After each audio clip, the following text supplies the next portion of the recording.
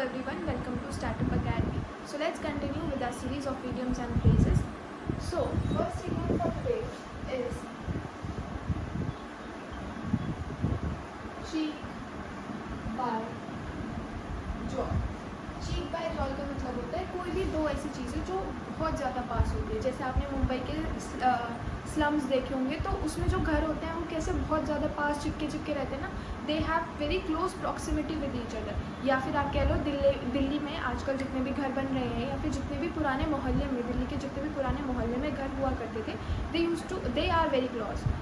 Use to भी तो क्या ही, अभी भी क्लोज ही हैं। तो इसलिए हम उनके लिए क्या यूज़ कर सकते हैं, चीक बाय जॉल, मतलब दो चीज़ें ऐसी जो एक दूसरे के बिल्कुल पास सिचुएटेड हो। ठीक है, तो उनको क्या बोलेंगे हम, उनके लिए हम क्या आइडियम यूज़ कर सकते हैं, we can use cheek by jowl, जिसका मतलब बोला मैंने क्या, वेरी क्लोज टुगेदर। ठीक है, एग्जिस्ट करती हैं दो चीज़ें आपस में बहुत ज़्यादा क्लोज। तो if I try to frame a sentence, तो मैंने क्या फ्रेम किया, द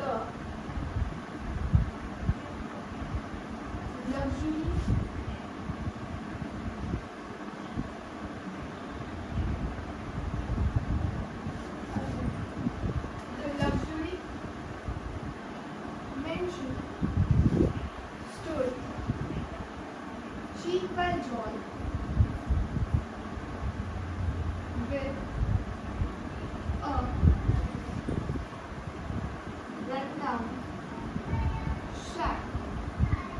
इसका क्या मतलब हुआ, मतलब जो लग्जूरियस बंगलो था, मेंशन था, जो लग्जूरियस हाउस था, वो कैसा था, किसके पास खड़ा हुआ था, किसके चीक बाय जॉल था, किसके कितना ज़्यादा करीब था, that was very close to run down shack. अगर मैं इसी का दूसरा सेंटेंस बनाना चाहूँ तो मैं बना सकती हूँ क्या,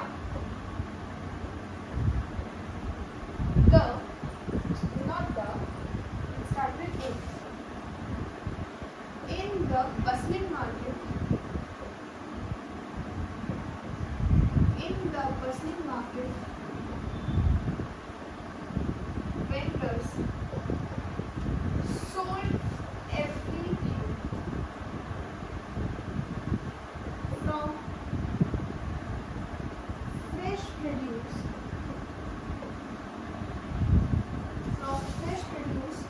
to handmade flowers।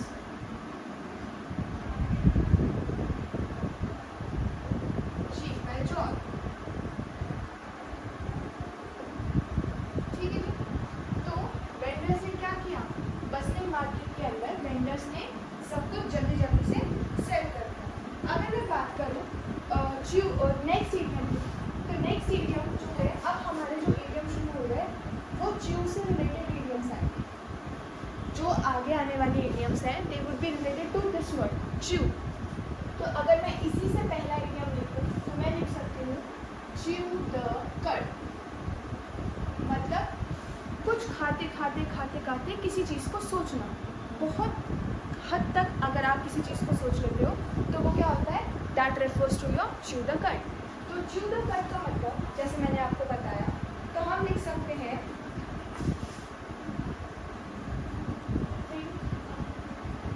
slowly and deep। और इसके लिए मैं क्या लिख सकती हूँ, she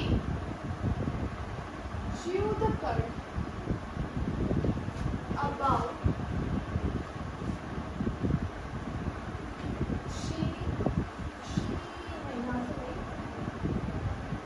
she sat beside the river chewing the cud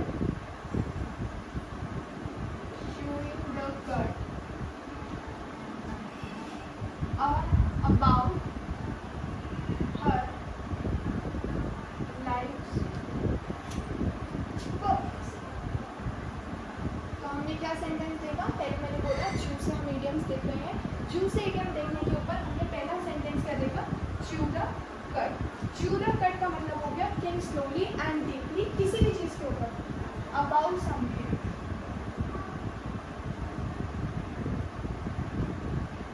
ठीक है, तो आप किसी चीज़ के बारे में जब सोचते हो तो that refers to chewing the कड।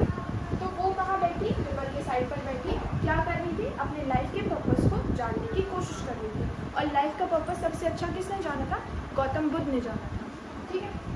अगर हम नेक्स्ट इडियम की बात करें तो next idiom will be chew the scenery. अगर च्यू द सीनरी की बात आती है, च्यू द सीनरी, च्यू से रिलेटेड इडियम्स बात कर रहे हैं, च्यू द कट पढ़ लिया, च्यू द सीनरी पढ़ रहे हैं। च्यू द सीनरी क्या कहती है? च्यू द सीनरी कहती है, अब देखो जो सीनरी होती है वो हमेशा क्या होती है, रियलिस्टिक नहीं होती, इमेजिनरी होती है। तो उसी से हम क्या याद करेंगे, जो चीज़ें इमेजिनरी होती हैं that will be refer to as scenery. और इमेजिनेशन में हम लोग क्या करते हैं, ओवर चीज़ें करते हैं, सब कुछ ओवर। कभी आपने देखा है, कभी आपने सीनरी बनाई हो तो आप सीनरी कैसे बनाते हैं, with these mountains, sun rising like this, rivers falling, here is the ground, here is the hut and so on. पर ऐसा नज़ारा तो आजकल में देखने को मिलेगा, है ना। तो ये सब चीज़ें क्या है, ये सब चीज़ें क्या है, एक तरीके से ओवर है। तो इन सब चीज़ों से हमने क्या बनाना है, च्यू द सीनरी बनाना है। तो पहले आपने सीनरी बनाकर देखी, सीनरी बनाकर देखने का मतलब क्या हुआ, ये सब चीज़ें ओवर है। तो ओवर से रिलेटेड क्या याद रखना, ओवर से रिलेटेड आपको याद रखना है ओवर एक्टिंग इमोशनली अगर कोई ओवर एक्ट कर देता है तो उसके लिए हम क्या यूज़ करेंगे, च्यू द सीनरी यूज़ करेंगे। अगर हमें इसी से रिलेटेड कोई सेंटेंस फ्रेम करना है तो हम फ्रेम कर सकते हैं। कौन सा सेंटेंस फ्रेम करें, ओवर एक्टिंग कौन करता है, यूजुअली नेपो किड्स करते हैं। तो उसी से रिलेटेड अगर मैंने एक सेंटेंस बना दिया तो मैं क्या बना सकती हूँ, the young actor was advised not to chew the scenery in his first audition। ठीक है, तो हमने क्या सेंटेंस बनाया, the young actor was advised not to chew the scenery in his first audition. First audition है तो ज़्यादा over acting ना करें वरना आगे जाके काम ही नहीं मिलेगा, ठीक है। तो हमने च्यू से दो सीख ली है। अगर हम नेक्स्ट वाले इडियम की बात करते हैं तो that refers to fourth idiom, refers to chew the fat. अब देखो च्यू द फैट का मतलब क्या होता है, अब इसका मतलब जान लो पहले। इसका मतलब होता है to talk in a friendly manner, या फिर कह लो टू gossip, ठीक है। इसी से मतलब है, पर इसको याद रखेंगे कैसे, याद रखने के लिए आपको पकड़ लेना है ये वाला शब्द फैट, जो कि आपके बड़ा काम का है। अब देखो फैट का मतलब क्या होता है, आप क्या करो, you are eating and talking, सिर्फ बातें करना और खाना आपको क्या बना देगा, मोटा बना देगा। तो टॉकिंग से ही आपको क्लिक हो जाएगा माइंड में एकदम से कि इसका मतलब तो गॉसिप होता है, ठीक है। तो अगर आप खाए जा रहे हो और बातें बना रहे हो और कुछ नहीं कर रहे, नो वर्कआउट नथिंग, उससे क्या होगा, you will be chewing the fat, ठीक है। मतलब फैट हो जाओगे वैसे, और चूइंग द फैट का मतलब क्या हो जाएगा, यहीं से आपका आ जाएगा क्या, gossip. So we sat near the cafe, क्या है बोलिए, कुछ भी कर, we sat near the cafe chewing the pod, chewing the fat and enjoying the evening,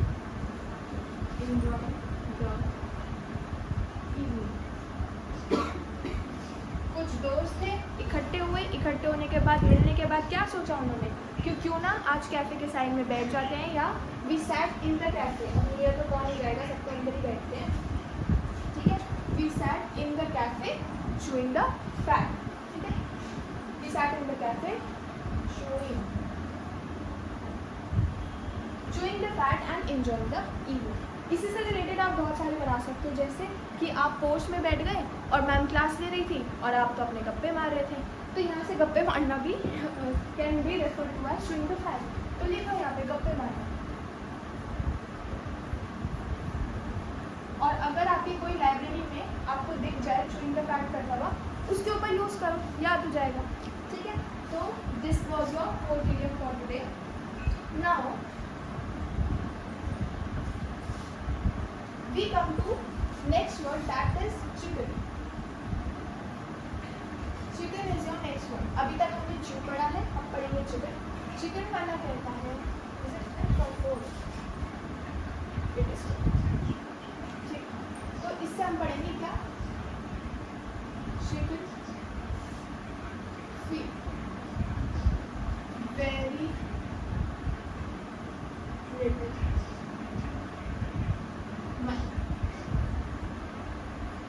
कभी किसी ने चिकन को खाते हुए देखा है?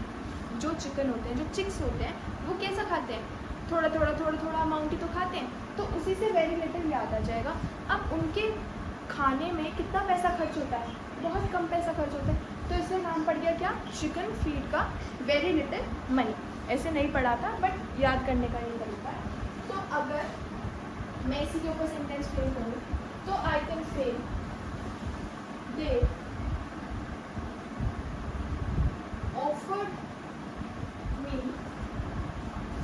chicken feed which was obviously too less than I deserve, है ना? तो चिकन फीड ही तो वही है क्या? उन्होंने जितने पैसे ऑफर किए थे वो चिकन फीड थे, बहुत कम अमाउंट था as compare to their as compare to she deserve, या जितना उससे काम ले रहे थे उतना उसको पेमेंट नहीं मिल रहा। ठीक है, तब तो ये बना सकती हूँ, या फिर क्या बनाओ, या फिर क्या बन सकता है इसके ऊपर? After returning from vacation, from foreign vacation,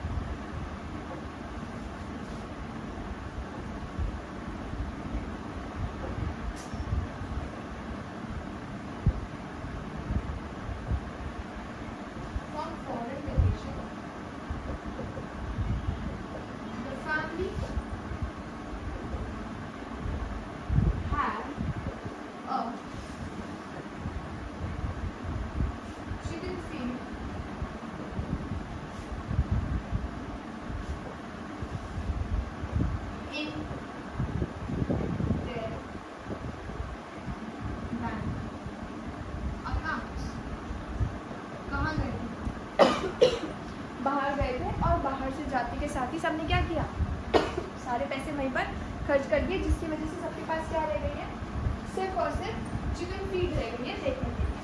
ठीक है, now moving on to the next area for today which is chicken out. मतलब डिसाइड कर लेना कि हम ये काम नहीं करेंगे, decide not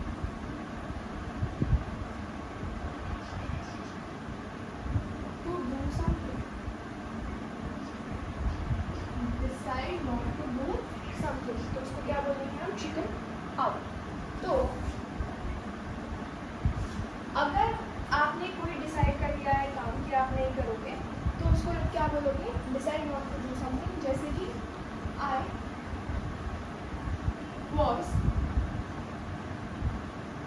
was planning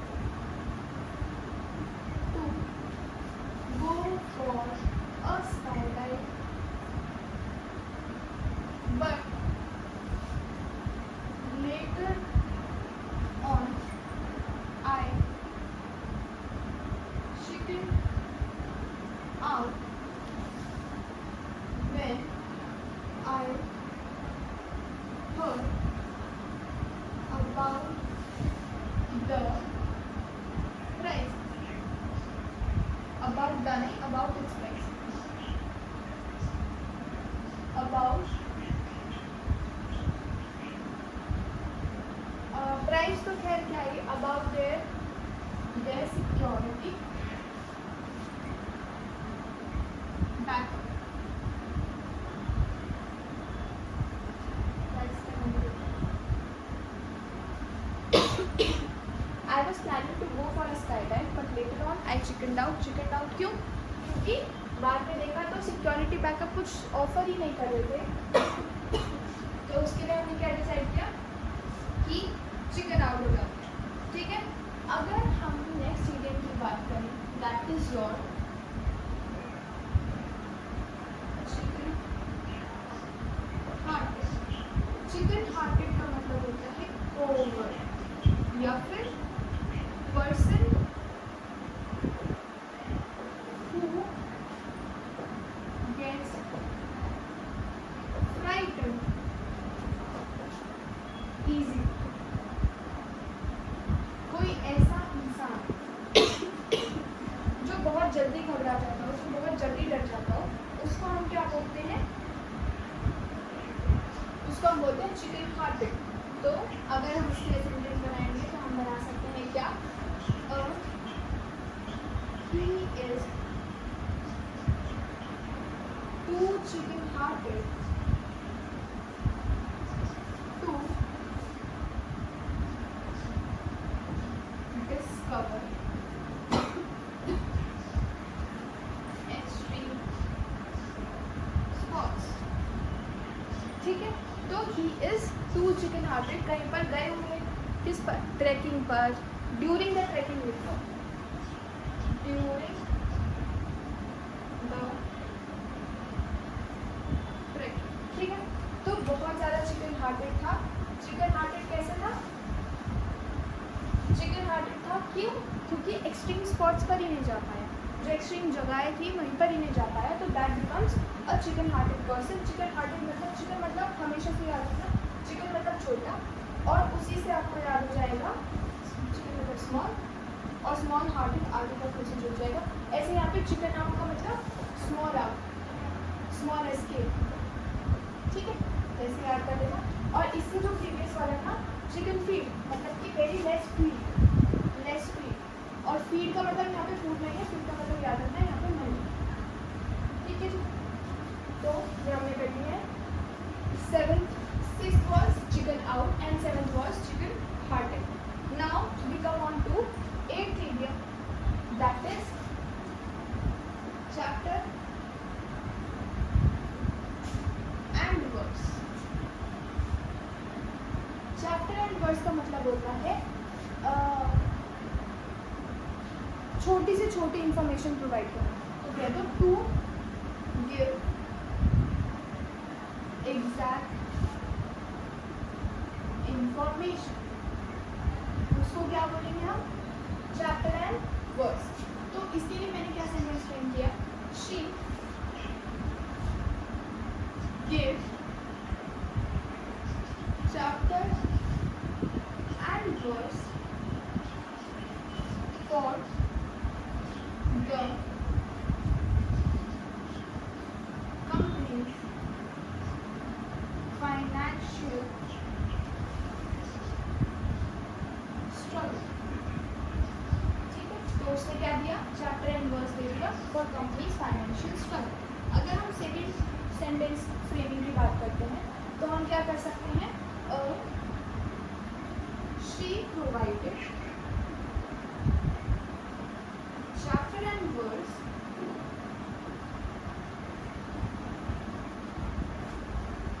in order to support her argument during the audition or during the debate. ठीक है. तो उसने हर चीज़ प्रोवाइड करी including chapter and verse and also including chapter and verse. ठीक है. During the debate session every minute detail या every exact information was provided. ठीक है. तो चैप्टर एंड वर्स का जो वो है, इट केम फ्रॉम बाइबल. ठीक है. तो बाइबल से आया है ये सब चीज़ें.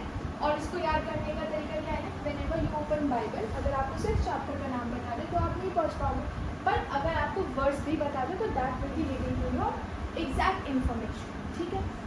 Now moving on to the last idiom for today, that says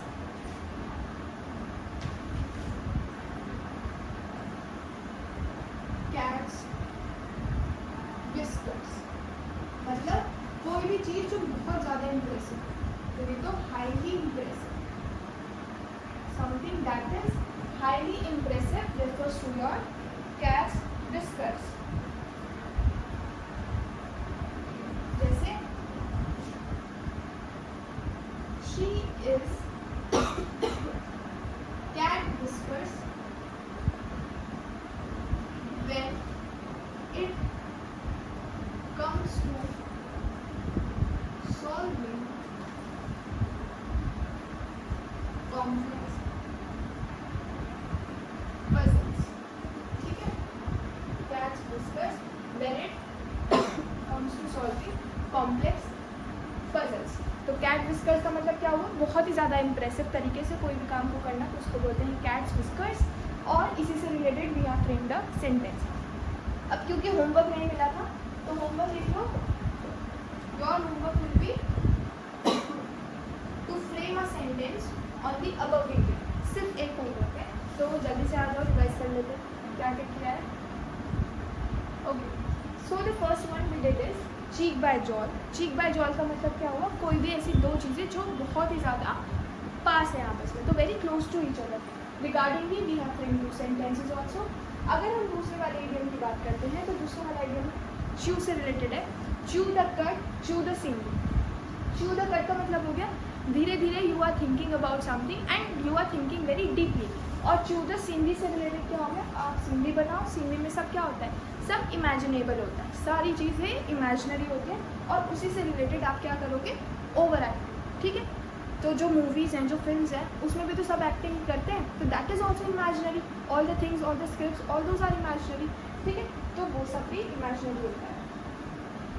then is chew the fat. Chew the fat मतलब खाते रहोगे और सिर्फ बातें करते रहोगे तो क्या हो जाओगे, किसी दिन मोटे हो जाओगे। उसी से हमने याद क्या कर लिया, to talk in a friendly way या फिर टू गॉसिप, और जिसको हिंदी में बहुत ही ज़्यादा कहते हैं गप्पे मारना, ठीक है। Then the next one is chicken feed. Chicken से रिलेटेड याद रखना लेस। लेस फीड, फीड यहाँ पर क्या है, खाना नहीं है, मनी है, तो वेरी लिटिल अमाउंट ऑफ पैसे। या फिर जो अगला किया है वो है हमारा क्या, चिकन आउट। चिकन आउट मतलब स्मॉल स्केल, मतलब कि आपने डिसाइड कर लिया है that you will not be doing something, ठीक है। या फिर चिकन हार्टेड मतलब स्मॉल हार्टेड, जो जिनका दिल बहुत ज़्यादा छोटा होता है, मतलब जो इजीली फ्राइटेंड किए जा सकते हैं या हो जाते हैं या फिर बहुत ही ज़्यादा कॉवर्ड होते हैं, ठीक है। उसके आगे हमने क्या सीखा, उसके आगे हमने सीखा चैप्टर एंड वर्स। अगर आपको बाइबल का सिर्फ एक चैप्टर बता दिया जाए या फिर नॉर्मल बुक्स का भी आपको चैप्टर बता दिया जाए, लाइन नहीं बताई जाए, तो आप वहाँ तक नहीं पहुँच पाओगे। तो उसके लिए चैप्टर एंड वर्स मतलब giving complete information. Then the last one we did is cat's whiskers, मतलब बहुत ही ज़्यादा इंप्रेसिव तरीके से, ठीक है। तो आज के लिए बस इतना, बाकी हम कल कंटिन्यू करेंगे। Thank you for watching our channel and do subscribe.